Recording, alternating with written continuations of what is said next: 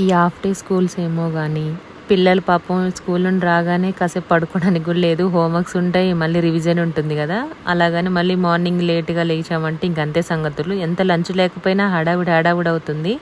మా దీవెన రాగానే ఫస్ట్ జడలు ఇప్పేస్తాను అనమాట. నేను అనుకుంటాను హాఫ్ డే స్కూల్స్కి ఒక్క జడ పెడితే బాగుండు అని. ఒక్క జడేనా అంటే వద్దంటది మా దీవెన. 2 జడలే వేసుకోవాలి, ఎంత 10 నిమిషాలు లేట్ అయినా పర్వాలేదు స్కూల్కి. Compulsory shoe, uniform, ID card 2 జడలు ఉండాల్సిందే. ఆఖరికి బ్రేక్ఫాస్ట్ చేయకపోయినా పర్వాలేదు, 2 జడలు మాత్రం కంపల్సరీ వేసుకోవాల్సిందే. స్కూల్కి తీసుకెళ్లాల్సిందే. అలాగే లేట్ అవుతుంది అనేసి రాగానే జుట్లన్నీ విప్పేసుకొని ఒక జడ వేపించుకొని పడుకుంటుంది అనమాట నైట్ టైము.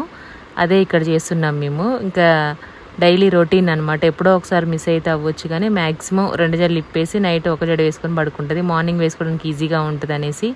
ఆ హడావుల్లో నేను ఏదైనా టిఫిన్ చేసుకుంటూ జడలు ఇప్పడం లేట్ అయిపోయింది అనుకోండి, మళ్ళీ స్కూల్కి లేట్ అవుతుంది అనేసి ఇలా ప్రిపేర్ చేసుకుంటుంది అనమాట. తన పని తను మాత్రం కరెక్ట్గా చేసుకుంటుంది.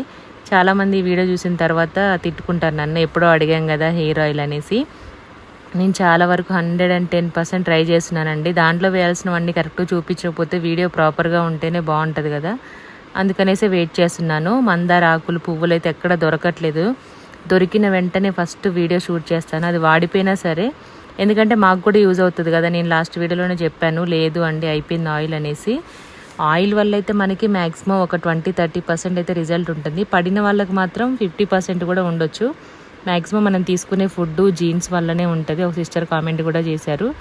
తల్లులకు ఉంటే, మా అమ్మకి అంత ఎక్కువ ఉండేది కదా, చిన్నప్పుడు ఉండేది కానీ నాకు బాగానే ఉంటుంది. మళ్ళీ మా చెల్లికి అంత ఎక్కువగా ఉండదు. మనం తీసుకునే ఫుడ్ని బట్టి కూడా ఉంటుందన్నమాట. అలాగే సిల్కీగా కావాలంటే కూడాను అన్నీ చెప్తాను మీకు, 1 by 1 అన్నీ దొరికినప్పుడు మాత్రం ఖచ్చితంగా షేర్ చేసుకుంటాను మీతోటి.